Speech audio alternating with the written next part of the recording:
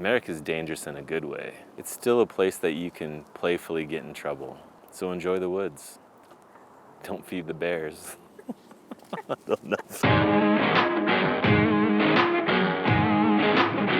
I would define this as like a high desert climate. It's a really cool environment because you have all these crazy rock formations, but there's still mountains and rivers, and it's kind of like undiscovered. So we're big on skiing, biking, rafting, rock climbing. It's pretty easy for anyone to get on the trail.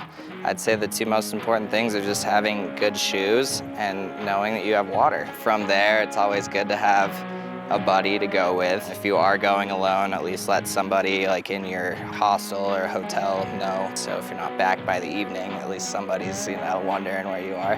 We have little black bears here, and we have big cats. We have some mountain lions. I would definitely recommend getting a guide.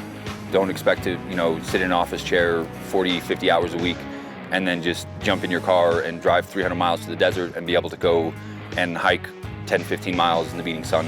That's unsafe. Anytime that you start to feel unsafe and you start to get worried, that puts you in a negative mental attitude that can create an unsafe situation when there wasn't one previously. I guess at the same time, be able to recognize real danger when it's there. If you go into the desert in the States, it's really easy to get lost. It's also easy to lose your cell phone signal. The weather shifts and there's a lot of windstorms, so long sleeves and even long pants. Lightweight, of course. Don't wear your wool clothes. You should have at least a gallon of water in your car because the air is so dry that it sucks all the water out of your body. I personally would always bring an extra gallon of gasoline just in case, because the heat evaporates your gas tank, and if you end up hundreds of miles away from a gas station, you want to have a little bit extra. Always bring some food, water, and,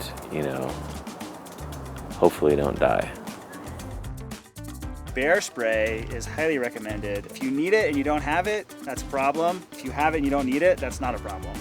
Also, some form of pain medication, because if you sprain an ankle, it's something that you can walk on, but it's extremely painful and you won't walk on it.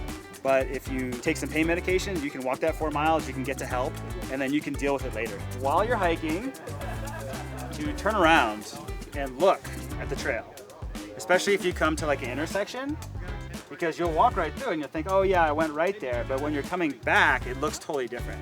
And then before the GPS watch, I also always carried surveying tape. I can put surveying tape in the tree and then move on a little bit. I know where I came from, and obviously collect those on the way back out, leave no trace. Grizzly bears will kill you, so grizzly bears are not playing around. You want to make sure that you don't have a lot of extra food and that you're cautious to stay away from them. You don't approach them, so don't try to take a picture with them and get too close.